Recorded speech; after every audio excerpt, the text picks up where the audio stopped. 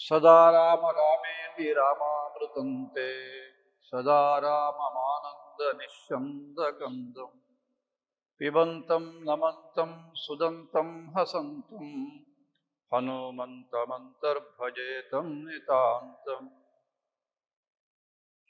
ಅಜ್ಞಾನಾಂತರ್ಗಹನ ಪತಿತಾನಾತ್ಮವಿದ್ಯೋಪದೇಶೈ ತ್ರಾತುಂ ಲೋಕಾನ್ ಭವದವಶಿಖಾತಾಪಪಾಪಚ್ಯಮಾನಾ ಮುಕ್ತ್ವಾ ಮೌನಂ ವಟವಿಟಪಿನೋನ್ಮೂಲತೋ ನಿಷ್ಪತಂತಿ ಶಂಭೋರ್ಮೂರ್ತಿಶ್ಚರತಿ ಭುವನೇ ಶಂಕರಾಚಾರ್ಯ. ಸಾಕ್ಷಾತ್ ದಕ್ಷಿಣಾಮೂರ್ತಿ ಸ್ವರೂಪರೆಯಾದಂತಹ ಶ್ರೀ ಶಂಕರ ಭಗವತ್ಪಾದರು ದಕ್ಷಿಣಾಮೂರ್ತಿ ಅಷ್ಟಕ ಅನ್ನತಕ್ಕಂಥ 8 ದಕ್ಷಿಣಾಮೂರ್ತಿ ಕುರಿತಾದಂಥ ಒಂದು ಸ್ತೋತ್ರ, ಜೊತೆಗೆ 9ನೇದೊಂದು ಉಪಾಸನೆ ದೃಷ್ಟಿಯಿಂದ ಹೇಳ್ತಾರೆ, 10ನೇದು ಫಲವನ್ನು ಹೇಳ್ತಾರೆ. ಈ ಒಂದು ಸ್ತೋತ್ರಗಳ ಗುಂಪೇನಿದೆ ಇದು ಸಾಕ್ಷಾತ್ ನಮ್ಮ ಉಪನಿಷತ್ತುಗಳಲ್ಲಿ ಹೇಳಿದಂತಹ ಉಪದೇಶಗಳ ಒಂದು ಸಾರ ಸಂಗ್ರಹ. ಆದರೆ ಶ್ರೀ ಶಂಕರ ಭಗವತ್ಪಾದರು ಈ ಸ್ತೋತ್ರದಲ್ಲಿ ಆ ಉಪನಿಷತ್ತುಗಳ ಒಂದು ತತ್ವವನ್ನು ಸಂಗ್ರಹ ಮಾಡಿ ನಮಗೆ ಉಪದೇಶ ಮಾಡಬೇಕಾದ್ರೆ ಅತ್ಯಂತ ಸರಳವಾಗಿ ಎಲ್ಲರಿಗೂ ಅರ್ಥ ಆಗುವಂಥ ಉದಾಹರಣೆಗಳೊಂದಿಗೆ ಪ್ರತಿಯೊಬ್ಬನೂ ಕೂಡ ಅವನ ಜೀವನದಲ್ಲಿ ಬರತಕ್ಕಂತಹ ಮಾನಸಿಕ ಒತ್ತಡ ಇರ್ಬೋದು, ಮಾನಸಿಕ ಖಿನ್ನತೆ ಇರ್ಬೋದು, ಜೀವನದಲ್ಲಿ ಬೇಕಾದಂತಹ ಕೌಶಲ್ಯ ಇರಬಹುದು, ಈ ಎಲ್ಲವನ್ನು ಕೂಡ ನಾನು ಕೇವಲ 1-2 ಹೆಸರು ಮಾತ್ರ ಹೇಳಿದ್ದೇನೆ. ಒಬ್ಬ ಮನುಷ್ಯನ ಜೀವನದಲ್ಲಿ ಏನೆಲ್ಲ ಬರಬಹುದೋ ಅದೆಲ್ಲವನ್ನ ಮೆಟ್ಟಿ ನಿಂತು ಮಾತ್ರವಲ್ಲ, ನಮ್ಮ ಮೇಧಾಶಕ್ತಿ ಇದನ್ನ ಪರಿಪೂರ್ಣತೆ ಕಡೆಗೆ ತಗೊಂಡು ಹೋಗೋದಕ್ಕೆ ಬೇಕಾದಂತಹ ಎಲ್ಲ ಶಕ್ತಿಯನ್ನು ತುಂಬಿ ಈ ದಕ್ಷಿಣಾಮೂರ್ತಿ ಅಷ್ಟಕವನ್ನ ವಿಶೇಷವಾಗಿ ಶ್ರೀ ಶಂಕರ ಭಗವತ್ಪಾದರು ನಮಗೆ ಅನುಗ್ರಹವನ್ನು ಮಾಡಿದ್ದಾರೆ. ಸಮಾಜದ ಸಮಸ್ತರಿಗೂ ಇದರ ಉಪಯೋಗ ಕ್ಷಣ ಕ್ಷಣಕ್ಕೂ ಇರುತ್ತೆ ಅನ್ನೋದಲ್ಲಿ ಸಂದೇಹ ಇಲ್ಲ. ಅದರಲ್ಲೂ ವಿಶೇಷವಾಗಿ ಚಿಕ್ಕ ವಯಸ್ಸಿನವರಿಗೆ ಮತ್ತು ಯುವ ಸಮಾಜಕ್ಕೆ ಇದರ ಉಪಯೋಗ ಅತ್ಯಂತ ಮುಖ್ಯವಾದ್ದು. ಕಾರಣ, ಚಿಕ್ಕ ವಯಸ್ಸಿನವರಾಗಲಿ ಅಥವಾ ಯುವಕರಾಗಲಿ ಇಲ್ಲಿ ಹೇಳಿದಂತಹ ಅಂಶಗಳನ್ನು ಅವರು ನಿತ್ಯ ಜೀವನದಲ್ಲಿ ತಾವೇ ಅದನ್ನು ಅನುಭವಿಸುವುದಕ್ಕೆ ಬೇಕಾದಂತಹ ಒಂದು ಅನುಷ್ಠಾನ, ಅದನ್ನು ಮಾಡೋದಕ್ಕೆ ಅವರು ಸಮರ್ಥರಿರುತ್ತಾರೆ. ಅಂಥ ಈ ಒಂದು ಸ್ತೋತ್ರ ಇದನ್ನು ಈ ಬಾರಿ ವೇದಾಂತ ಭಾರತಿ ವಿಶೇಷವಾಗಿ ಯುವ ಸಮುದಾಯಕ್ಕೆ ಇದನ್ನು ತಿಳಿಸಬೇಕು ಅಂತ ವಿಶೇಷವಾಗಿ ಒಂದು ಗುರಿಯನ್ನು ಇಟ್ಟುಕೊಂಡು ಕಾರ್ಯವನ್ನು ಆರಂಭ ಮಾಡಿದೆ. 1 ಲಕ್ಷಕ್ಕೂ ಹೆಚ್ಚು ಯುವಕರನ್ನ ನಾವು ತಲುಪಬೇಕು. ಆ ಎಲ್ಲ ಯುವಕರ ಜೀವನದಲ್ಲಿ ಬರತಕ್ಕಂತಹ ಎಡರು ತೊಡರುಗಳಿರ್ಬೋದು ಅಥವಾ ನಾನೀಗಾಗಲೇ ಹೇಳಿದಂತಹ ಎಲ್ಲ ಸಮಸ್ಯೆಗಳಿರ್ಬೋದು, ಅದನ್ನೆಲ್ಲ ಮೀರಿ ತಾವು ಕೆಲಸ ಮಾಡ್ತಕ್ಕಂಥ ಜಾಗದಲ್ಲಿ ಆಗಲಿ ಅಥವಾ ಅಧ್ಯಯನ ಮಾಡ್ತಕ್ಕಂಥವರು, ಕಾಲೇಜಿನಲ್ಲಿ ಓದ್ತಕ್ಕಂಥವರು, ಅವರ ಅಧ್ಯಯನದ ವಿಷಯದಲ್ಲಾಗಲಿ ಎಲ್ಲ ಸಂದರ್ಭದಲ್ಲಿಯೂ ಕೂಡ ಬರತಕ್ಕಂಥ ಸಮಸ್ಯೆ ಸವಾಲುಗಳನ್ನು ದೂರ ಮಾಡಿ ತಾವೇ ಈ ಸ್ತೋತ್ರವನ್ನು ಸರಿಯಾಗಿ ತಿಳ್ಕೊಂಡು ಅದರ ಅರ್ಥವನ್ನು ಮನಸ್ಸಿನಲ್ಲಿ ತಗೊಂಡು ಹೇಳುವುದರ ಮೂಲಕ ತಾವೇ ಇದನ್ನೆಲ್ಲ ನಿವಾರಣೆ ಮಾಡೋದಕ್ಕೆ ಸಮರ್ಥರಾಗ್ತಾರೆ. ಜೊತೆಗೆ ಬಹಳ ಮುಖ್ಯವಾದ್ದು, ಮನುಷ್ಯರಾದಂಥ ನಮಗೆ ನಮ್ಮ ಬುದ್ಧಿಯನ್ನು ಸರಿ ಇದ್ದರೆ ಆಗ ನಾವು ಎಂಥ ಒಂದು ಕಾರ್ಯವನ್ನು ಕೂಡ ಯಶಸ್ವಿಯಾಗಿ ನಿರ್ವಹಿಸಬಹುದು. ಮಾತ್ರವಲ್ಲ, ಬುದ್ಧಿ ಚೆನ್ನಾಗಿ ಇದ್ದರೆ, ಸುದೃಢವಾಗಿದ್ದರೆ, ಪರಿಶುದ್ಧವಾಗಿದ್ದರೆ ಆಗ ನಾವು ತಗೊಳ್ತಕ್ಕಂಥ ಎಲ್ಲ ನಿರ್ಣಯಗಳು ಜೀವನದಲ್ಲಿ, ಅದು ಚಿಕ್ಕದಿರಲಿ ದೊಡ್ಡದಿರಲಿ, ಅದೆಲ್ಲವೂ ಕೂಡ 100ಕ್ಕೆ 100 ಸಮರ್ಪಕವಾಗಿರುತ್ತೆ, ಸರಿಯಾಗಿರುತ್ತೆ. ಅಂಥ ಬುದ್ಧಿಗೆ ವಿಶೇಷವಾದಂತಹ ಒಂದು ಶಕ್ತಿಯನ್ನ ನೀಡತಕ್ಕಂಥದ್ದೇ ದಕ್ಷಿಣಾಮೂರ್ತಿ ಅಷ್ಟಕ. ದಕ್ಷಿಣಾಮೂರ್ತಿ ಅನ್ನತಕ್ಕಂಥ ಹೆಸರೇ ಜ್ಞಾನ ಅನ್ನೋದನ್ನು ತಿಳಿಸುತ್ತೆ. ದಕ್ಷಿಣ ಅಂದ್ರೆ ಜ್ಞಾನ, ಮೂರ್ತಿ ಅಂದರೆ ವಿಗ್ರಹ. ಅದೇ ಪರಮಾತ್ಮನ ಅಥವಾ ಆನಂದ ಸ್ವರೂಪನಾದ ಪರಮಾತ್ಮನ ಅದು ಶರೀರ. ಅವನಿಗೆ ಬೇರೆ ನಮ್ಮ ಹಾಗೆಲ್ಲ ಶರೀರ ಇಲ್ಲ. ಆನಂದ ಸ್ವರೂಪನೇ ಅವನು. ಅಂಥ ಆನಂದ ಸ್ವರೂಪ ಮತ್ತು ಜ್ಞಾನ ಸ್ವರೂಪನಾದಂಥ ಗುರುಮೂರ್ತಿಯಾದಂಥ ದಕ್ಷಿಣಾಮೂರ್ತಿಯ ಈ ಒಂದು ಅಷ್ಟಕದಲ್ಲಿ ಶ್ರೀ ಶಂಕರ ಭಗವತ್ಪಾದರು 3 ಶ್ಲೋಕಗಳಲ್ಲಿ ಬಹಳ ಮುಖ್ಯವಾದಂತಹ ನಾನು ಯಾರು ಅನ್ನೋದನ್ನು ತಿಳಿಸ್ತಾರೆ, ದಕ್ಷಿಣಾಮೂರ್ತಿ ಯಾರು ಅಂತ ತಿಳಿಸ್ತಾರೆ, ಜೊತೆಗೆ ದಕ್ಷಿಣಾಮೂರ್ತಿಗೂ ನಮಗೂ ಇರತಕ್ಕಂಥ ಸಂಬಂಧ ಏನು ಅದನ್ನು ತಿಳಿಸ್ತಾರೆ. ಅದಾದ ಮೇಲೆ 4ನೇ ಶ್ಲೋಕದಲ್ಲಿ ಆ ದಕ್ಷಿಣಾಮೂರ್ತಿಯ ಕುರಿತಾದಂಥ ಒಂದು ಅನುಭವವನ್ನು ನಾವೇ ಮಾಡಿಕೊಳ್ಳೋದು ಹೇಗೆ ಅಂತ ಹೇಳಿ ಉದಾಹರಣೆ ಮೂಲಕ ಹೇಳ್ತಾರೆ. ಅದಾದ ಮೇಲೆ 3 ಶ್ಲೋಕಗಳಲ್ಲಿ ನಮಗೆ ಬರುವ ಸಂದೇಹಗಳಿಗೆಲ್ಲದಕ್ಕೂ ಉತ್ತರವನ್ನ ಉದಾಹರಣೆಗಳ ಮೂಲಕ ಕೊಡ್ತಾ 8ನೇ ಶ್ಲೋಕದಲ್ಲಿ ವಿಶೇಷವಾಗಿ ನಮ್ಮ ಕಣ್ಣಿಗೆ ಕಾಣತಕ್ಕಂಥ, ನಮ್ಮ ಇಂದ್ರಿಯಗಳಿಗೆ ಅನುಭವಕ್ಕೆ ಬರ್ತಕ್ಕಂಥ ಈ ಪ್ರಪಂಚದ ಒಂದು ರಹಸ್ಯ, ಅದು ಕಾರ್ಯಕಾರಣ ಇರ್ಬೋದು, ಸಂಬಂಧಗಳಿರ್ಬೋದು, ತಂದೆ ತಾಯಿ ಗುರು ಶಿಷ್ಯ ಮೊದಲಾದಂಥ ಇದೆಲ್ಲದರ ಬಗ್ಗೆ ವಿಶೇಷವಾಗಿ ನಮಗೆ ಬೆಳಕನ್ನು ಚೆಲ್ಲಿ ಈ 8 ಶ್ಲೋಕಗಳಲ್ಲಿ ಹೇಳಿದ್ದನ್ನು ನಾವು ಮನಸ್ಸಿಗೆ ತಂದುಕೊಳ್ಳೋದು ಹೇಗೆ, ಇದರ ಫಲವನ್ನು ಪಡಿಬೇಕಲ್ಲ. ಅದಕ್ಕೋಸ್ಕರ 9ನೇ ಶ್ಲೋಕದಲ್ಲಿ ನಮಗೆ ವಿಶೇಷವಾಗಿ ಆ ದಕ್ಷಿಣಾಮೂರ್ತಿಯನ್ನು ನಾವು ಹೇಗೆ ಯೋಚನೆ ಮಾಡಬಹುದು, ಚಿಂತನೆ ಮಾಡಬಹುದು ಈ ದಕ್ಷಿಣಾಮೂರ್ತಿ ಅಷ್ಟಕವನ್ನು ಹೇಳುವಾಗ ಅನ್ನೋದನ್ನು ಹೇಳಿ ಕೊನೆಗೆ 10ನೇ ಶ್ಲೋಕದಲ್ಲಿ ನಮಗೆ ಫಲವನ್ನ ಹೇಳ್ತಾರೆ. ಫಲವನ್ನ ಕೇವಲ ಒಂದು 2-3 ಶಬ್ದಗಳಲ್ಲಿ ಭಗವತ್ಪಾದರು ತಿಳಿಸಿದ್ದಾರೆ. ಆದರೆ ನಾವು ವಿಶೇಷವಾಗಿ ಇಲ್ಲಿ ಗಮನಿಸಬೇಕಾದ್ದು, ನಾನು ಆಗಲೇ ಹೇಳಿದಾಗ ನಮ್ಮೆಲ್ಲರ, ಅದು ಚಿಕ್ಕವರಲ್ಲಿ ದೊಡ್ಡವರಲ್ಲಿ ಯುವಕರಲ್ಲಿ ಎಲ್ಲರ ಸಮಸ್ಯೆಗಳಿಗೆ ವಿಶೇಷವಾಗಿ ಪರಿಹಾರ ಸಿಗುವಂತಹ ಒಂದು ವಿಶೇಷ ಸ್ತೋತ್ರ ಅದು ಈ ದಕ್ಷಿಣಾಮೂರ್ತಿ ಅಷ್ಟಕ. ದಕ್ಷಿಣಾಮೂರ್ತಿ ಅಷ್ಟಕದ ಒಂದು ಆ ಶಕ್ತಿ, ಅದರ ಒಂದು ಮಹತ್ವ ಎಷ್ಟಿದೆ ಅಂತಂದ್ರೆ, ಇವತ್ತು ನಮ್ಮ ದೇಶದಲ್ಲಿ ವೇದಾಂತ ಅಧ್ಯಯನ ಮಾಡ್ತಕ್ಕಂತಹ ಎಲ್ಲರೂ ಕೂಡ, ಅದರಲ್ಲಿ ವಿಶೇಷವಾಗಿ ಸನ್ಯಾಸಿಗಳು ಈ ದಕ್ಷಿಣಾಮೂರ್ತಿ ಅಷ್ಟಕವನ್ನ ತಮ್ಮ ಗುರುಗಳ ಮುಂದೆ ಹೇಳಿ ನಮಸ್ಕಾರ ಮಾಡತಕ್ಕಂಥ ಒಂದು ಪದ್ಧತಿ ಇದೆ. ಅದಕ್ಕೆ ಕಾರಣ ಆ ಜ್ಞಾನವನ್ನ ನಾವು ಪಡಿಬೇಕು ಅಂತಂದ್ರೆ ಈ ದಕ್ಷಿಣಾಮೂರ್ತಿಯ ಒಂದು ಕೃಪೆ, ಗುರುವಾರ ದಕ್ಷಿಣಾಮೂರ್ತಿಯ ಕೃಪೆ ಬೇಕು. ಅಂಥ ಒಂದು ಕೃಪಾ ವಿಶೇಷ ಈ ಒಂದು ದಕ್ಷಿಣಾಮೂರ್ತಿ ಅಷ್ಟಕವನ್ನ ನಾವು ಜೀವನದಲ್ಲಿ ಇಟ್ಕೊಂಡ್ರೆ ನಮಗೆ ಪ್ರಾಪ್ತವಾಗುತ್ತೆ.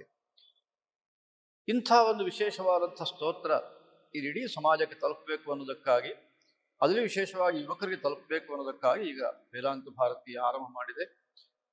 ಸದ್ಯವೇ ಇನ್ನೊಂದು 2-3 ತಿಂಗಳ ಒಳಗಡೆ ನಾವೊಂದು ಯಾರ್ಯಾರು ಈ ಅಭ್ಯಾಸದಲ್ಲಿ ತೊಡಗಿದ್ದಾರೋ ಯುವಕರು ಅವರೆಲ್ಲರನ್ನ ಸೇರಿಸ್ತಕ್ಕಂಥ ಒಂದು ವಿಶೇಷವಾದಂಥ ಕಾರ್ಯಕ್ರಮವನ್ನು ಮಾಡುವರಿದ್ದೇವೆ. ಮಾತ್ರವಲ್ಲ, ಆ ಒಂದು ಕಾರ್ಯಕ್ರಮದ ಸಂದರ್ಭದಲ್ಲಿ ವಿಶೇಷವಾಗಿ ಈ ದಕ್ಷಿಣಾಮೂರ್ತಿ ಅಷ್ಟಕದಲ್ಲಿ ಬರತಕ್ಕಂತಹ ಅದು ವೈಜ್ಞಾನಿಕ ವಿಚಾರಗಳಿರ್ಬೋದು, ಇಲ್ಲ ಗಣಿತಕ್ಕೆ ಸಂಬಂಧಪಟ್ಟಂತಹ ವಿಚಾರ ಇರ್ಬೋದು, ಇಲ್ಲ ಜೀವಶಾಸ್ತ್ರಕ್ಕೆ ಸಂಬಂಧಪಟ್ಟಂತಹ ವಿಚಾರಗಳಿರ್ಬೋದು, ಇದೆಲ್ಲಕ್ಕೂ ಸಂಬಂಧಪಟ್ಟಂತಹ ಒಂದು ವಿಶೇಷವಾದಂತಹ ಪ್ರದರ್ಶಿನಿ ಅಂತ ಬೇಕಾದ್ರೆ ನೀವು ಇಟ್ಕೊಳ್ಳಿ, ಅದನ್ನ ನಾವಲ್ಲಿ ವ್ಯವಸ್ಥೆ ಮಾಡುವರಿದ್ದೇವೆ. ನಾವೆಲ್ಲರೂ ಗಮನಿಸಬೇಕಾದ್ದೇನೆಂದ್ರೆ, ಇದೆಲ್ಲವನ್ನು ಮಾಡ್ತಕ್ಕಂಥವರು ನಮ್ಮೊಟ್ಟಿಗೆ ಈ ದಕ್ಷಿಣಾಮೂರ್ತಿ ಅಷ್ಟಕದ ಅಭಿಯಾನದಲ್ಲಿ ಭಾಗವಹಿಸಿದಂಥ ಕಾಲೇಜ್ ವಿದ್ಯಾರ್ಥಿಗಳು. ಬಹಳ ಮುಖ್ಯವಾಗಿ ಅವರುಗಳೇ ಈ ಎಲ್ಲ ಪ್ರಯೋಗವನ್ನ ನಮಗೆ ನಾಡಿದ್ದು ತೋರಿಸುವರಿದ್ದಾರೆ. ಇಂಥ ಒಂದು ವಿಶೇಷವಾದಂಥ ಕಾರ್ಯದಲ್ಲಿ ಎಲ್ಲ ನಮ್ಮ ಸಮಾಜದ ಯುವಕರು ಕೂಡ ತಾವಾಗೇ ಬಂದು ವಿಶೇಷವಾಗಿ ಇದರಲ್ಲಿ ಭಾಗವಹಿಸಬೇಕು. ಅದಕ್ಕೆ ಬೇಕಾದಂಥ ಒಂದು ವ್ಯವಸ್ಥೆಯನ್ನು ವೇದಾಂತ ಭಾರತಿ ಮಾಡಿದೆ. LMS ಮೊದಲಾದನ್ನ ವ್ಯವಸ್ಥೆಗೊಳಿಸಿದೆ. ನಾವು ಅದರಲ್ಲಿ ನಮ್ಮನ್ನು ರಿಜಿಸ್ಟರ್ ಮಾಡಿಕೊಂಡು ಪ್ರವೇಶ ಆಗಿ ಇದನ್ನು ಅಭ್ಯಾಸ ಮಾಡಬೇಕು ಅನ್ನತಕ್ಕಂಥ ವಿಶೇಷವಾದ ಅಪೇಕ್ಷೆಯನ್ನ ಈ ಸಂದರ್ಭದಲ್ಲಿ ವ್ಯಕ್ತಪಡಿಸ್ತಾ ಎಲ್ಲರಿಗೂ ನಾರಾಯಣ ಸ್ಮರಣೆಯನ್ನು ತಿಳಿಸ್ತಾ ಮಾತನ್ನ ಮುಕ್ತಾಯ ಮಾಡ್ತೇನೆ. ಹರ ನಮಃ ಪಾರ್ವತೀ ಪತಯೇ ಹರ ಹರ ಮಹಾದೇವ್. ಸೀತಾಕಾಂತ ಸ್ಮರಣಂ ಜಯ ಜಯ ರಾಮ.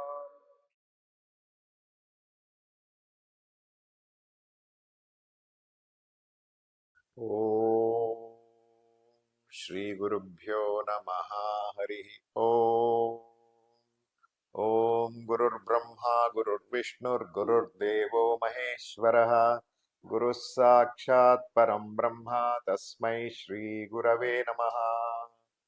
श्रुतिस्मृतिपुराणानामालयं करुणालयं नमामि भगवत्पादं शङ्करं लोकशङ्करं शङ्कारूपेण मच्चित्तं पङ्कीकृतमभूद्यया किङ्करीयस्य सा माया शङ्कराचार्यमाश्रये सदात्मध्याननिरतं विषयेभ्यः पराङ्मुखं नौमि शास्त्रेषु निष्णातं चन्द्रशेखरभारती विवेकिनं महाप्रज्ञं धैर्यौदार्यक्षमानिधिं सदाभिनवपूर्वन्तं विद्यातीर्थगुरुं भजे भारती करुणापात्रं भारतीपदभूषणं भारतीपदमारूढं भारतीतीर्थमाश्रये विद्याविनयसम्पन्नं वीतरागं विवेकिनं वन्दे वेदान्ततत्त्वज्ञं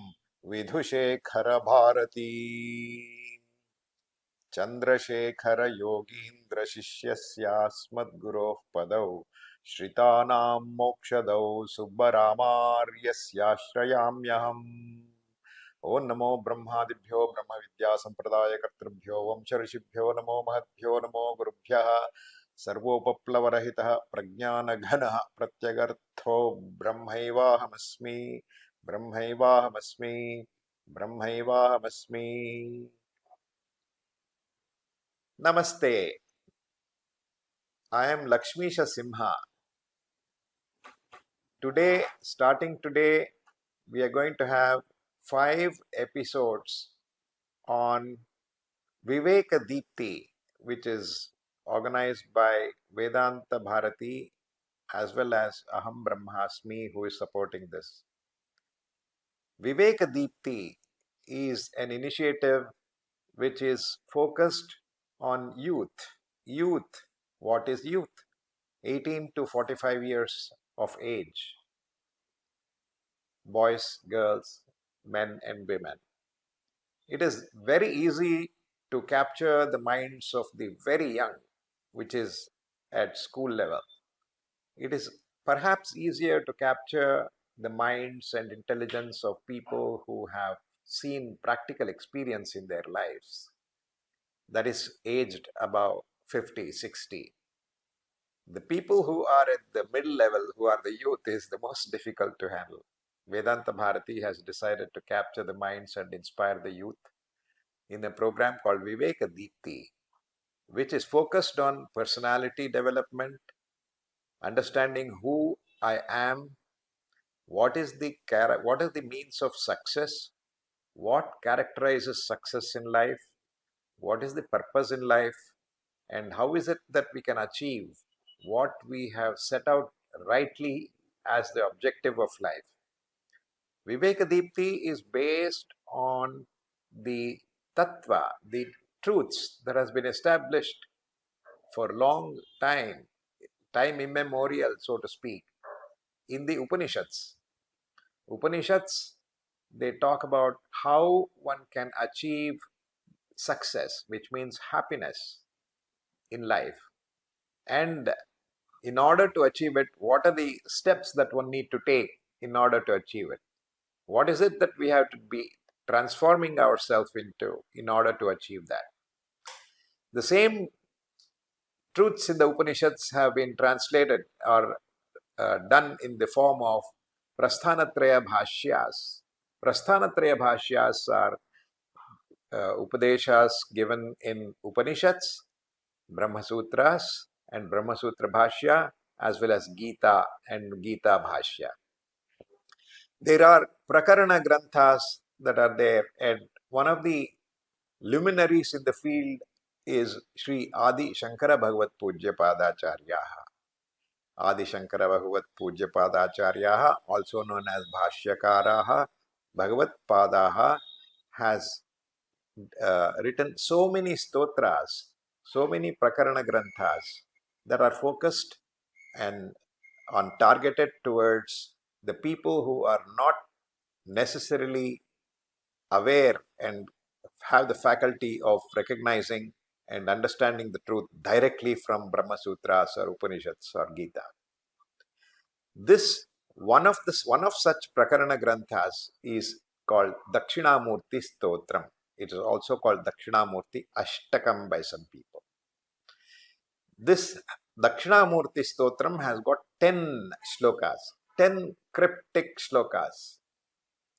Certain Prakarana Granthas, they tend to cover one small portion of the overall truth, but this covers the entire truth of all that is there in the Upanishads. Coming down to the target audience.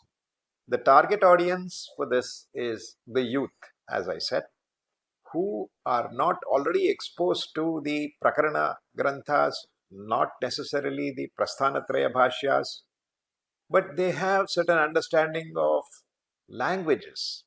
May not be Sanskrit language, but Kannada or English or any other Indian language, which is nearly close to Sanskrita. They understand the problems of daily life. They have ambitions, hot blood. They have to achieve some things in life.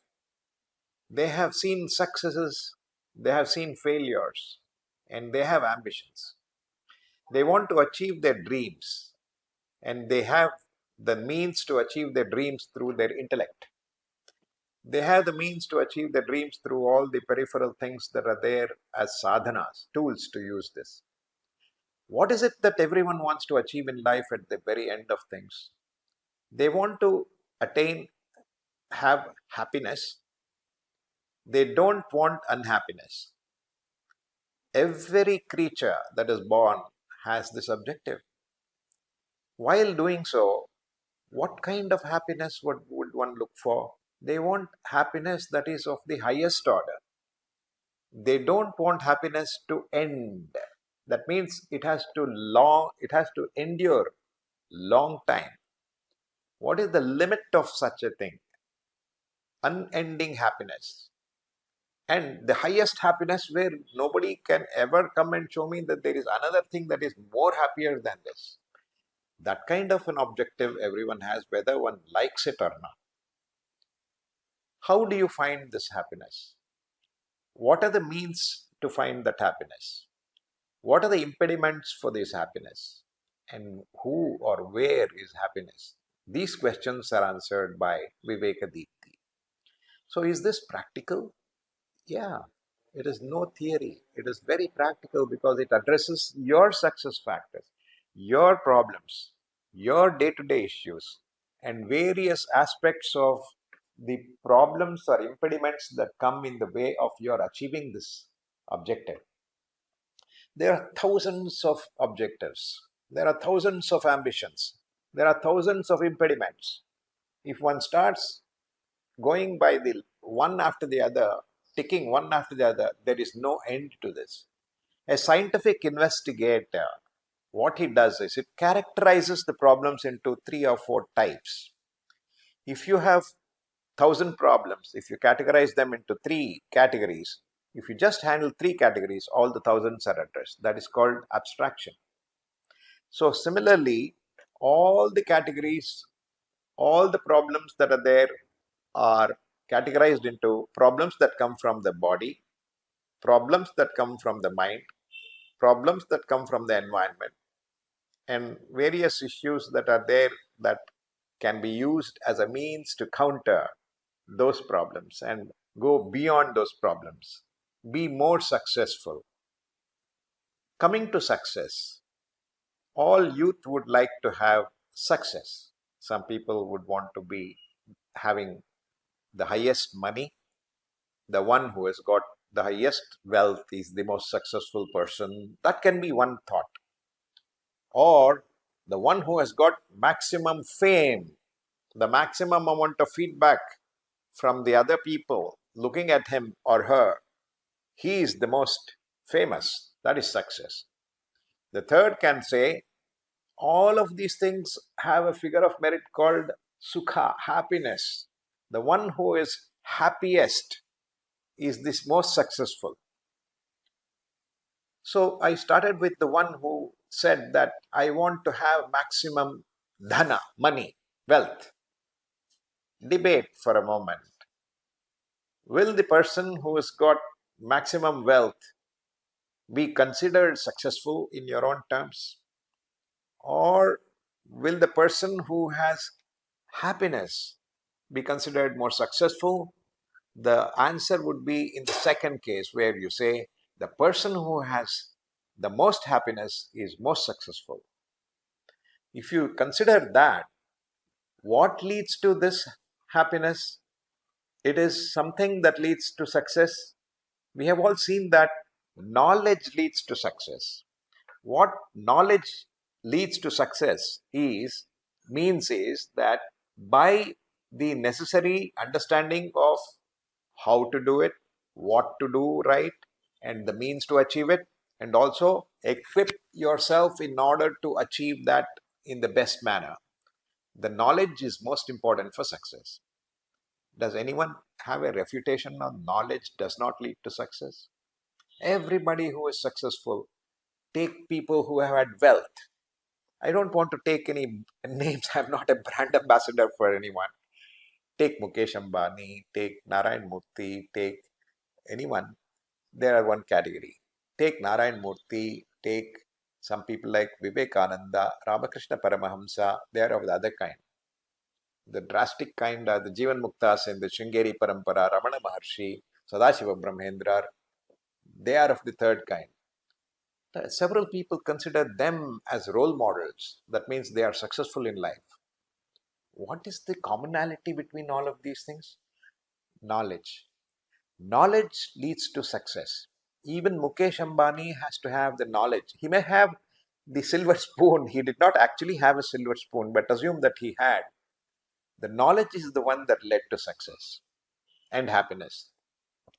What is it that is different, or what is it that is common between Mukesh Ambani or anyone?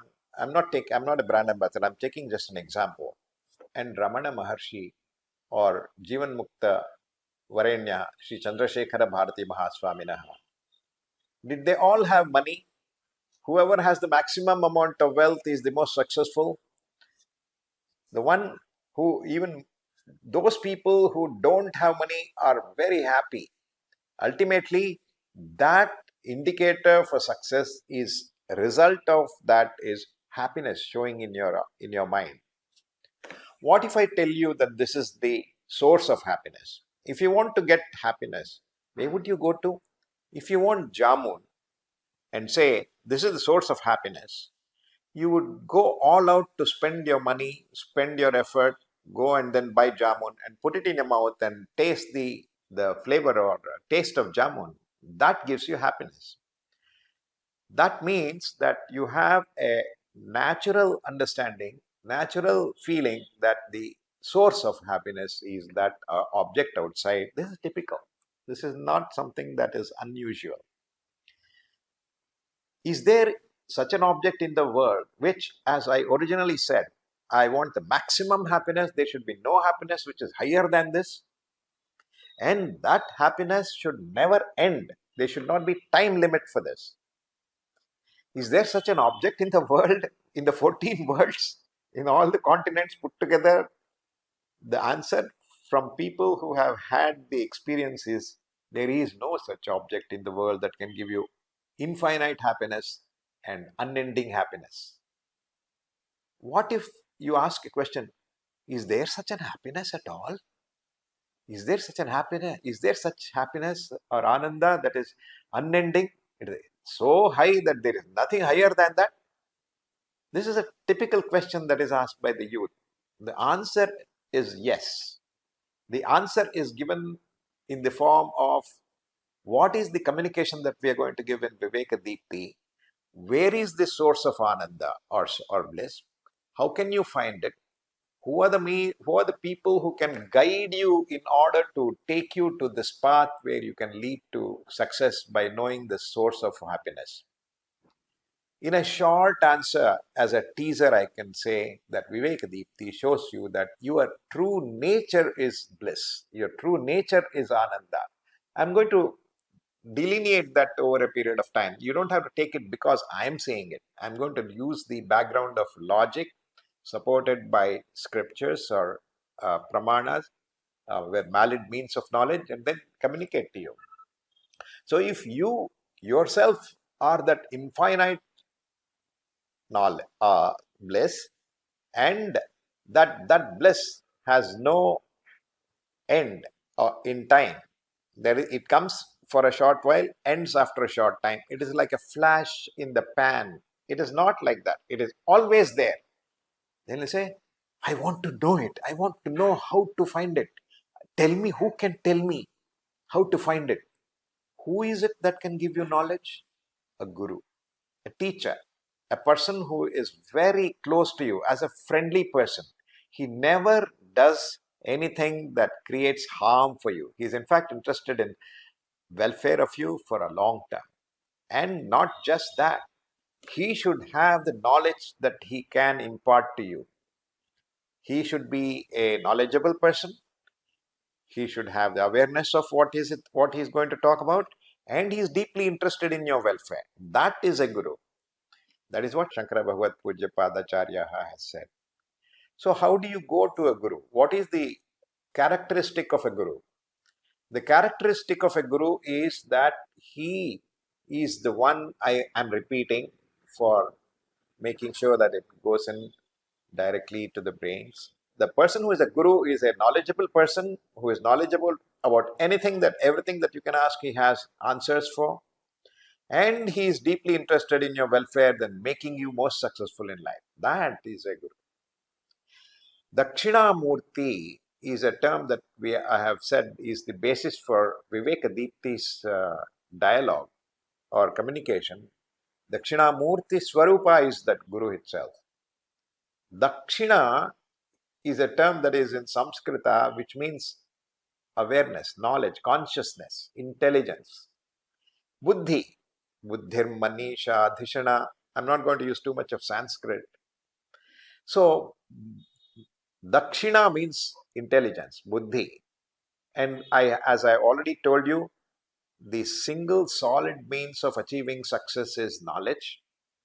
Knowledge is attained by going to a guru, and Dakshinamurthy Swarupa is that guru. All people who have come in the lineage, unending lineage of Shringeri, are all Swarupa, manifestations of Dakshinamurthy. That apart, let's go into the logical part of the discussion. So what kind of problems I have said? The problems can come in the body, the problems can come in the mind, desires. I want somebody to be happy to me. I want that object to be of mine. I don't have that object. I am limited in size and shape. That object is outside. If I get that object, I'm going to be more happy. And that background of that is knowledge, because I have good, right or wrong knowledge that that object is going to be the source of happiness. The worldly object. The worldly object is the source of happiness, is a knowledge that is going to drive you to that object is not already with me. I am less in terms of the total, my size is less because I have that much less corresponding to that object. If I make that object a part of mine, I'll be that much complete. So I want that object.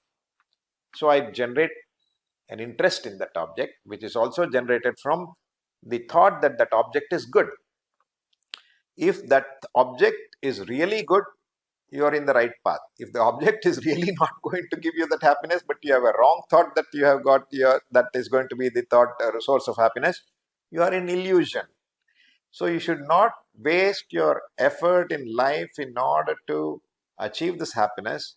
You must go in the right direction, not taking the wrong direction which you might have got by mistake, by bhranti, by illusion. Who can tell you which is the right path? There are two ways in which you can say how to be successful. As I told you, the whole thing is about your success. It's nothing to do with God. It's nothing to do with prayer or anything like that. This is sheer practical advice to youth. Success means, I told you, ultimately satisfaction, happiness. It is like you take a list of items that you desire and put it in a list. 1, 2, 3, 4, 5. 5 desires I have. As long as the desires remain unclicked, unchecked, that is, already fulfilled, they are going to be the source of problems.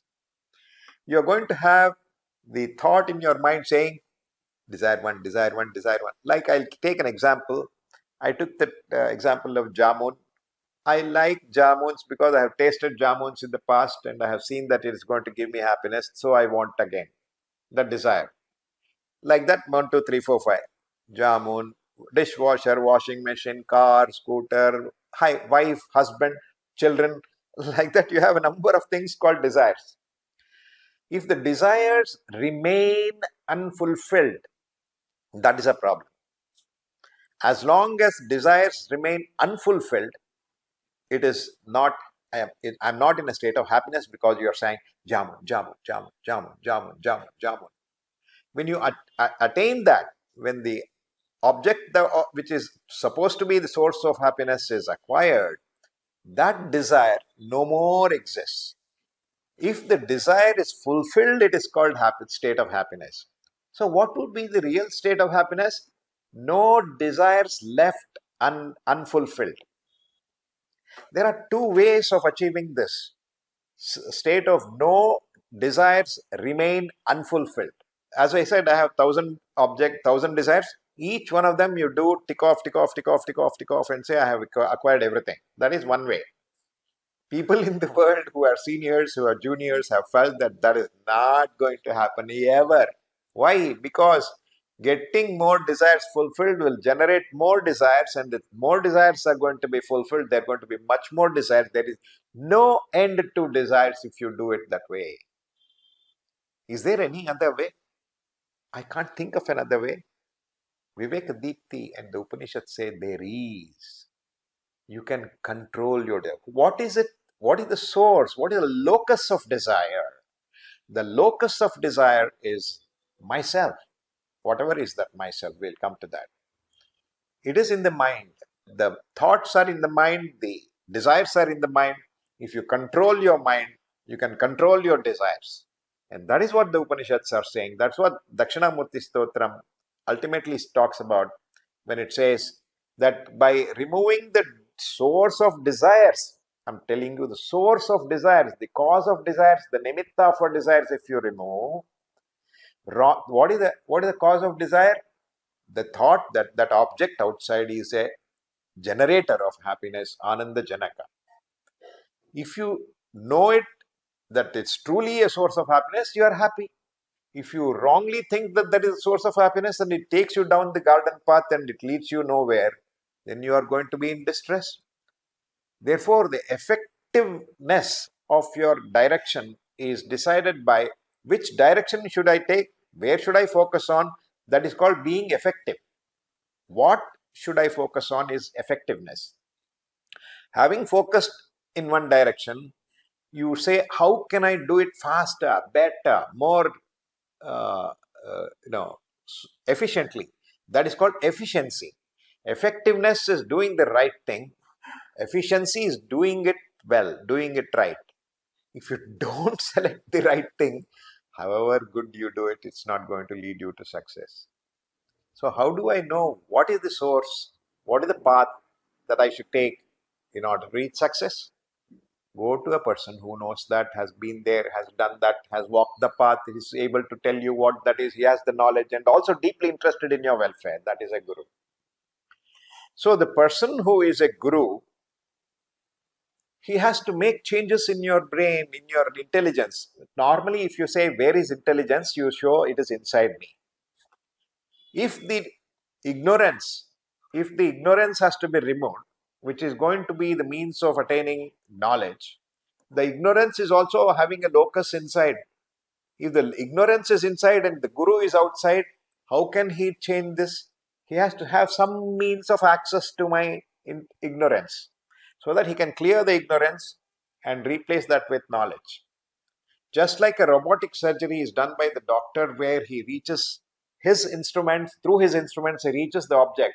It really means that the doctor is present in virtual form through his instruments at the object or organ in which he is operating. Similarly, the guru has to be present in the intellect at the time when the intellect is worked upon, in order to remove ignorance and make knowledge arise in that.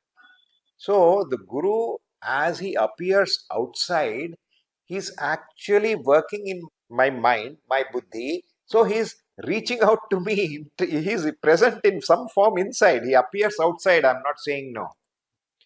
So this Guru Swarupa is called Dakshinamurthy Swarupa. This Dakshinamurthy Swarupa is something that it is extremely useful for people in the youth category because they are all focusing on knowledge. Knowledge in order to achieve the means to generate that wealth. What typically would a youth say? Why do you want to have knowledge? To get a job or generate a business? Why do you want to generate a business or go to a job? To earn money, to earn fame. What do you do with money? Do you eat money? I don't eat money. Then you acquire what is called source of happiness, which is called the jamuns, the dishwashers, the washing machine, the car, the scooter, the house, the wife, the husband, the children. In order to make them available and acquire them, you need wealth. Wealth is a means for happiness. That is what you have thought. But this knowledge is something that is absolutely critical, and that is given by the Guru, as I told you, and he will tell you which direction to go to. As I told you, happiness is something that is internal. It is a feeling. It is the feeling that you have in your mind. So where is the expression or experience of happiness? It is inside. So take the example of the objects that are there outside. Objects that are there outside are sources of happiness, as you all mentioned. You have different ways in which you have experiences. How does a person get experience? Person get experience either as a waking state, dream state, or deep sleep state. There are three. There are many more that they can think of. Mainly, there are three major states of the mind. So, what are these three? Deep sleep state, waking state, dream state. What is it that is there as a waking state? You open your eyes, you are aware of the surroundings, you use your instruments of knowledge like the eyes, the ears, etc., and you acquire knowledge about the world. How do you get the knowledge about the world? Your mind should be focused on that object. The mind should have the ability to focus on that object and grasp that through the instruments of knowledge. That is what is called the knowledge that comes from the outside world. Ultimately, it has to come through the mind. Though it comes through the means of instruments of knowledge like the eyes, the ears, the tongue, the taste, and the touch, and all of those things, it has to come into your mind. Through your mind, it comes as experience. Remember that I'm going to use this constantly. Mind is the source or the conduit through which all the experiences come. Take the case of dream state. What happens in the dream state? I have the experience of objects outside, and I have the experience of happiness and sorrow, and then everything that is there, similarly looking like the external world, like is in the dream state, like in the waking state. You ask a person who has just dreamt and ask them, all the things that you saw in the dream, were they actually happening in reality? He'll say, no, it appeared. Where did the world appear in dream? It appeared outside. Where was it really? There was an external world. You did not have your senses working because you are sleeping on the cot. You are locked from inside. Nobody can open the door. You have gone to Lal Bagh. How did you go to Lal Bagh? That is all in my mind. So the world of the dream is all in my mind. It appeared outside. Similarly, what Viveka Deepthi goes to show over a detailed course is that what is inside your mind is projected as external. Even in the case of this waking state, it is so. It takes a series of logical steps to show that. I showed you an indicator of what it is. I repeat, any experience has to come via the instruments of knowledge like the eyes, etc., into the mind, and then it is recognized as knowledge. Let's understand how experience happens in deep sleep. Is there any experience in deep sleep? That is not there. There is nothing in deep sleep, is it not? If you ask a question, what is meant by nothing? You have seen that there is nothing. That means you existed. In order to even say that there is nothing, you have to be there. You go to a room and say, what is there in the room? Absolutely empty, nothing. What is nothing? How do you say there is nothing? Because you saw there was nothing else other than yourself. You existed. Do you exist in order to say there is nothing? Or do you say it without existing? You always exist. That dream state in which you see experiences that are actually inside, that appearing outside, the waking state, that there are objects outside that is appearing outside, so happy. In the dream, deep sleep state, there are no object experiences. If there were object experiences, it would not have been called deep sleep. It is called dream or jagrat. Still you have some experience. What experience? What do you experience after waking up from deep sleep?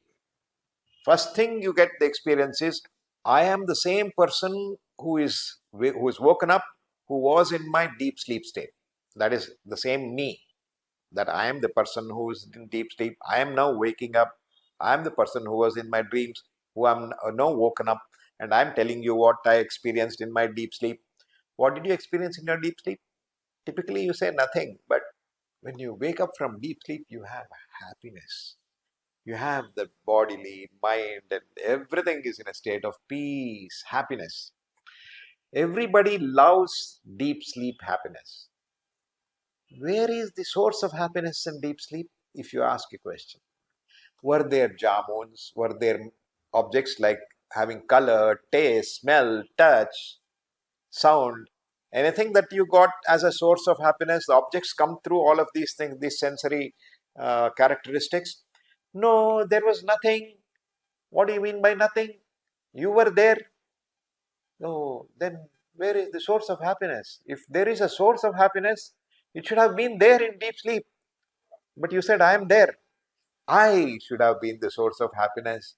That is what the Upanishads, the Vedanta, the Viveka Deepthi goes about to show, that objects outside are not, as you thought, is the source of happiness, but it is yourself. There is a small technical clarification that I can give you, saying you can ask a question, I am the experiencer of happiness. If I eat jamun, am I jamun? If you ask a question, this is a typical question that you get by saying, jamun is the source of happiness, I am the experiencer of happiness. That's what you'd say, is it not? It is not something that is so easily understood. And what is necessary to understand is, how is it showing up as happy, as an object of happiness? I have to give an instance, a drishtanta. I have a simile, illustration. What is it? Let's take the example of a full moon day. Purnima, they say. Full moon day. There is night. There are no clouds. There is, you are going there outside, standing in the dark. There are no other lights in the world. And your eyes are open. You are able to see things clearly through your eyes. And on that full moon day, there is beautiful soft light coming from somewhere. On the top of the sky, there is this moon. You ask anyone who say, what is the light that you're seeing on the full moon day? Moonlight. Perfect. But somebody went, Apollo 11 or Chandrayaan went and landed on the moon and said, there is no light on the moon. Where did this light from the moon come from? It came from the sun as a reflection of the sunlight coming from the moon. Then what you should have said is, what comes into your eyes is not the sun or the moon or anything like that. Light comes into your eyes. What light came into your eyes? Whatever is the light is the source of light that is coming through a reflection, refraction, etc. is coming to your eyes. Ray tracing it is called, for those who know what it is. If you trace the rays that come into your eyes as the reflection from the moon, you trace it to the original, which is called the sun. This is an illustration. Similarly, when you look at an object which is of generator of happiness like jamun, what Viveka Deepthi says and what the Upanishads say is, it is not the source of happiness, it is the reflected happiness. Reflected happiness is the original happiness, that is the Atmas, or your own nature, your own true Swarupa, which is your true self. That is bliss. That is reflected in the mind, and therefore that small reflection, a little bit of the reflection of the original, you call it as the source of happiness. Just like you call the source of light on full moon day is the moon, which is wrong. The source of happiness is the self. That self, which is the self-effulgent self, which is having its bliss reflected in the object which is called the mind. The mind has taken the shape of the object that is there outside. So it appears like the object is the source of happiness by its reflection. It's not the original. So you are that source of happiness. And that source of happiness is the one that is shown as objects that are there showing happiness, that is there. That is the limited happiness. The real infinite happiness is yourself, and that has no limit of time. It is always present. That is what I said is everybody is looking for what? Constant happiness that never ends, and that happiness, the volume or quality of that happiness should be the highest. That is in you. That is not even in you. That is you. That is what Viveka Deepthi is saying. In order to achieve this, as I said, you have to understand that the objects that are appearing as external are the ones that are reflections, like in a mirror. What is meant by reflection in a mirror? What appears outside is not really outside, but that is inside. That is called projection of what is inside to the outside. Let's see how it happens. Let's take any object for that matter in dream. In a dream, where are the objects? Outside. Their objects are outside. I'm the observer of objects. That is what everybody would say inside the dream. After waking up from the dream, you ask the same question. What was the location of objects that were there outside? Assume that there was an accident in front of your house. A scooter hit a cyclist. A scooter hit a cyclist and there was a scratch on the road. The scratch on the road, there was a deep scratch, and that there was something that was hit, and it got damaged. That is in the dream. You wake up. You wake up and go to the same location and say, this is where the accident happened, but there is no scratch. Everything was fine. That means, no. The dream had that scooter and cycle and all that you had seen in the other waking state is the same one. But that event did not happen. That means the actual events that happened in the dream were false, mithya. What does that mean? Where were the objects then if you had an experience of that? Sir, no Gurukule, no Acharya, it is all inside my mind. How did it project outside? That is because the dream world is inside, that is projected as outside. It is like a reflection in a mirror. Now you take a look at the reflection in a mirror. What happens when you say there is a reflection?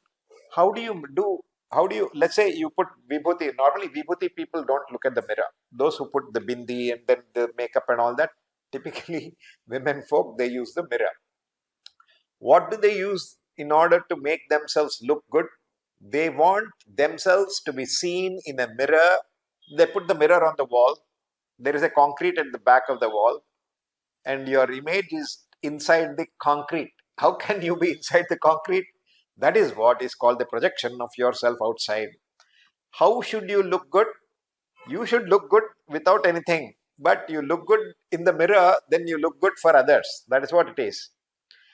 The world is like a reflection in a mirror, like the reflection of the objects in the mind, which has taken the form of the objects, and that you project it as if it is outside.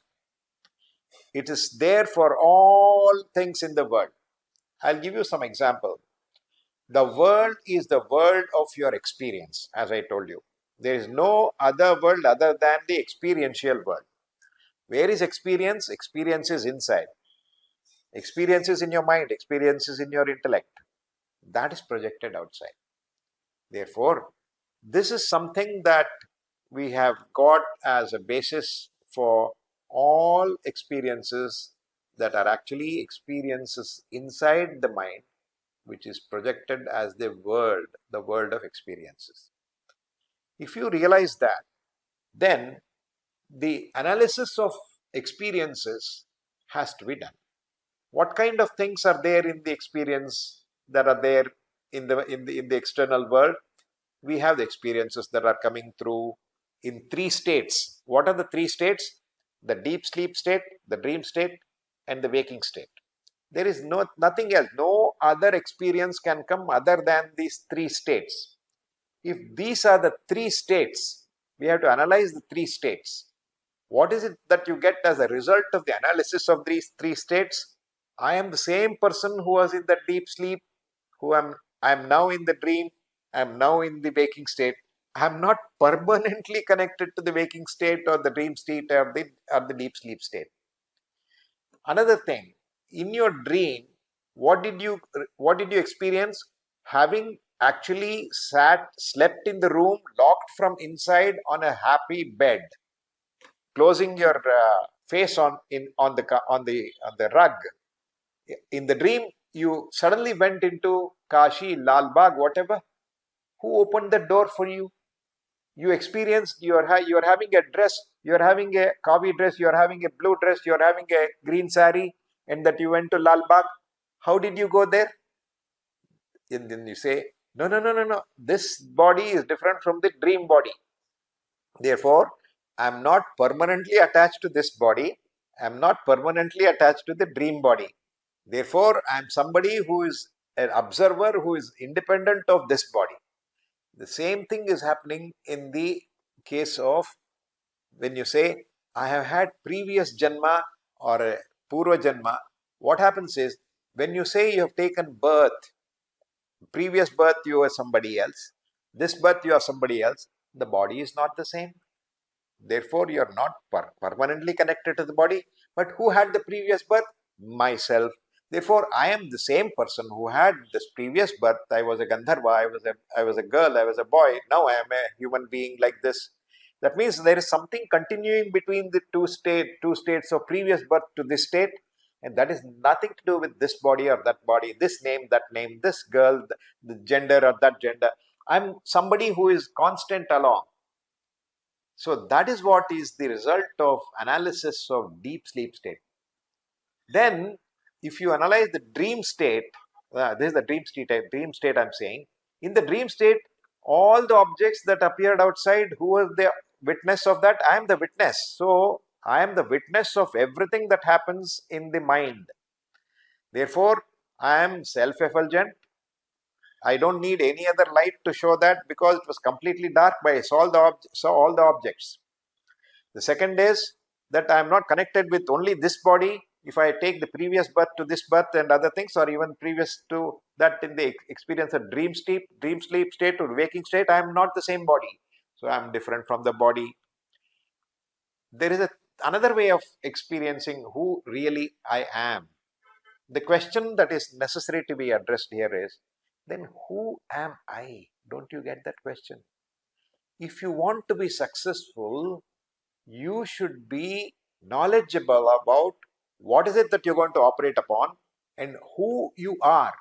Then only you can be successful. Viveka Deepthi, on the basis of all the literature that is there in the Indian literature, Indian knowledge systems, it is based on the Upanishads. It answers the question, who am I, in no uncertain terms, with no trace of any doubt left. There is no sense of whether I know it or I don't know it. Its knowledge is absolutely 100% correct, that there is no way in which it gets falsified tomorrow. That kind of knowledge is what is going to be given by Viveka Deepthi. Who am I? If you understand who am I, I told you I am not connected with the three states permanently. There is another way of understanding who am I. What are the ways in which you consider me, I? This is me, this is me, this is me. I am the body. I am so tall. My name is Lakshmeesha Simha. I am 70 years old. But you just now said that you are not the same body who was there, who was in your previous birth. Yeah. I'm not this body. I'm not 70 years old. My name is permanently not Lakshmeesha Simha. I'm not a human being. I'm not all the time. I'm not even a man all the time. I can be anything. I'm something that is undercurrent, passing through all these states. So, Deha, body, there are five sheets that we call as the koshas. Five sheets are I am the body, I am the indriyas, I am the one that is the mind, I am the intellect, and I am the one who is the experiencer of happiness. There are the five sheets. Let us analyze these five. So I say, I am not the body because I am the observer and the body is the observed. What is meant by observed? Observed is that which comes into my observation. So the first enclosure is the body. If I look at the body and the object of observation is the body, I am the observer, the body is the observed. Second, body is of limited shape and size. Hold on to that thought. It is not infinite. And also, body is always having a combination of Sukha and Dukkha. Dukkha Mishrita Sukha. Now, all these three states. I cannot be that. I am always happiness. I am permanent happiness. There is no way I can get off and on of happiness, but my happiness doesn't get switched on and switched off, and is of the highest order. So, Deha cannot be me. It is also an observed. Observed means what? It is an object of observation. Whoever is that observer, we'll come to that. Then we say, no. I am the sensory organs are the ones that are giving me information about the objects in the world. So that is me. That has to be to a conscious entity. I am conscious. Nobody will say I am not conscious because I am the one who is always saying what is outside. I am always present. I am aware of things are otherwise. Therefore, consciousness is me. Therefore, if the sensory organs or is me, then we say sometimes we find that I don't have a sensory organ. My sensory organs are not working properly. I have dull sight. My eyes are not there. I am blind. All of these things, when you say you are observing your sensory organs through as an observer. Therefore, I'm not even the senses that are there as acquisition item, instruments for accessing information about the external world. If they are the observed, the instruments of observation are also sometimes observed. Therefore, it is a drishya. Therefore, I am not that. I am an observer. I am a witness. Then you go inside and say that may be so, but the mind can be me. How can I say I am not the mind? I am always thinking. I am saying I have likes, I have dislikes, I have fear, I have sorrow, I have anger. That is me. The very fact that the mind is able to be categorized as a visible entity, as an observed, it means that I am the observer, I am the observed, so I am not the mind also. And mind also is constantly changing. It is changing its nature, shape, size. And there is a rule that says the wise people have said those that constantly changing, there must have been a nature that is there at the background which is unchanging, but the current changes are appearing as manifestation of the transformation. There must be some unchanging thing that is the cause which is there. You have to find that out. So anything that is changing is not real. There must be something unchanging at the back of all of these unchanging things. Therefore, you look at the ones that are changing in the mind, you say, I'm not the mind because it's an object of observation. It has limited size. It is mixed with dukkha. It is mixed with unhappiness. And that cannot be me. Intellect, the same application of rules that you use for the mind is applicable for the intellect also. Intellect is also something that you get as sometimes an observed. The object of observation is the intellect. Therefore, it's not me. Therefore, who am I? Am I left with anything else? I am the one who is an experiencer of happiness. Why not? I am the person who is doing action. I am the agent of action. I am an experiencer of happiness. That is what I said. When I say that is happiness, I am the experiencer. It is like a reflection of the sunlight from the moon that comes as moonlight. That moonlight you are experiencing. Here, I need to introduce an object called light and happiness. what is meant by light in Viveka Deepthi or in the traditional way is that by which you get to know things is called light. I'll repeat. If you use the instrument like the eye, the chakshus, the physical light, the light that has got so many candles, that is the light. The light is the source of that bulb, is the source of light. The source of light falls on the object that you need to recognize. The object that you see is reflecting the light of the original light. That is why this appears.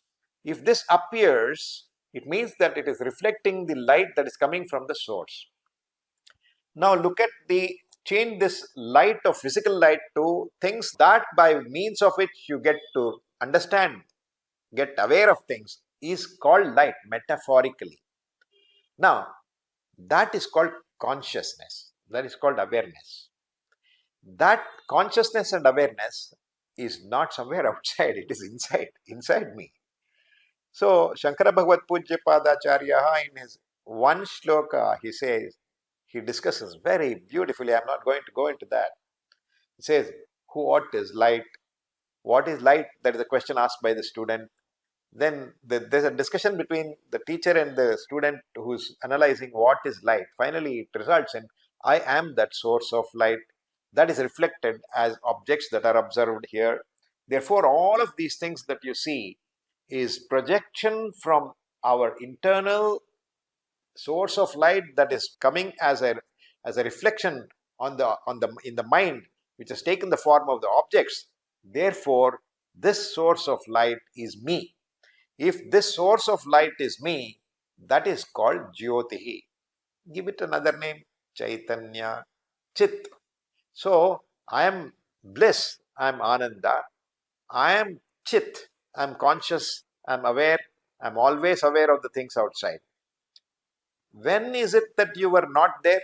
You were there in your previous birth, you were there in this birth, you were going to be there in the next birth. When are you not going to be there? There is not going to be any time where I am not there. I am always there. Let's take the case of the very simple things that a student would ask. I was not there before my birthday, date of birth is 10th March 19 so and so and so. I asked the boy, hey, on the date of the birth, what happened? No, I came into existence. Before that, I did not exist. Then what was your mother doing going to the prenatal checkup for 9 months before your date of birth? For whom was she going? That was for me. Where were you inside the mother's body? Then you were there. So first of all, I have proved that date of birth is not something that got created. You didn't get created on the date of birth. You got separated from your mother's body. Then what happened? Go back to the trace and say, go back to the previous birth. Were you there in the previous birth? Yeah. Whose previous birth? My previous birth. Who is me? Oh, it's not connected with the body. I was there. Therefore, what Viveka Deepthi says is, you were always present. You are always present means what? You are presence. You are existence. From your existence is borrowed the existence of other objects. Because you exist, the other objects exist. Because you are the source of light that gets reflected in the objects that you call as objects existing, you say the objects exist, but the existence comes from yourself. What is it? Give me a name for it. Any name? I just gave a name, Sat. So what are you? I am Ananda, I am Chit, I am always conscious, and I am always existence. I am Sat. So what is this? Who am I? In the reverse order, Sat, Chit, Ananda. That is you. Who are you, madam? Are you different from him? I am also Satchidananda. How about you? I am also Satchidananda. So if you ask a question, who am I? I'll give you a question. I am dash. Fill up the blank. Dash means everybody should write, I am Satchidananda. Is it not? And that Satchidananda Swarupa, I'm going to go into the next shlokas and say, is not different from Guru Swarupa. Guru means what? He is the one who is inside. who appears outside in order to push you from outside to inside towards the source of happiness. And he is inside, he pulls you from inside away from the source of wrong sources of happiness, inside to your source of real happiness, that source of real bliss, source of real existence. That is what is the discussion that is going to happen in the 10th shloka. Today I gave you a broad introduction that you are the source of success, the happiness. You are not the person who is enjoying the happiness. You are indeed nature of bliss. You are always existent. You are not somebody who is going to be taking birth, getting lost, getting non-existent or anything like that. You are always existent.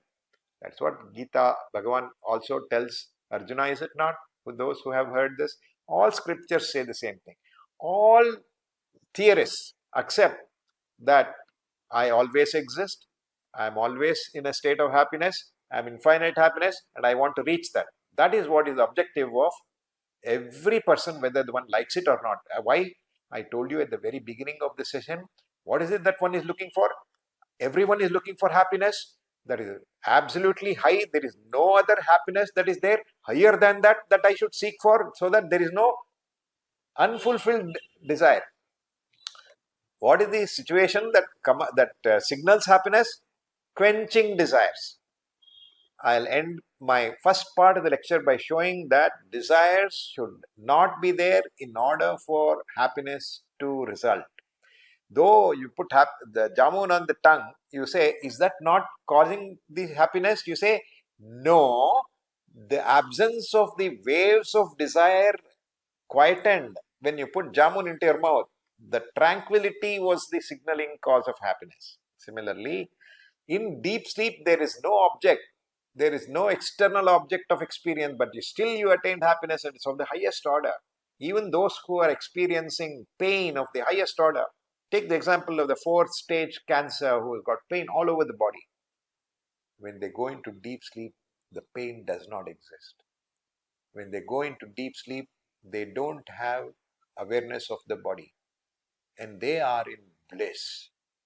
Everybody, even an emperor who is reveling in all kinds of pleasures all over the day, he wants to say at the end of the day, just let me be, let me go alone, let me have a deep sleep for some time. All of you go away, take all of the sources of pleasure away.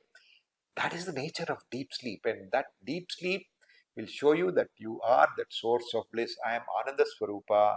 I am the always existent. I am never non-existent, Satchidananda, and that is also Guru Swarupa. Today I have made a claim that that is Guru Swarupa, but tomorrow onwards, in the next episode onwards, I am going to show you how to reach that stage. What is it that are the tools to understand who am I? There are 3 sequences in order to gain knowledge. It is to hear the text from the Guru, that is from what the Guru says. That is not just to hear from one eye and leave it from the other. That is called cross ventilation. No. You have to understand the meaning, the summary of what is being said with no uncertain terms, with no doubts whatsoever. That is called listening. The second is, I have heard what the Guru said, but it doesn't gel, it doesn't synchronize with my experience in the physical world.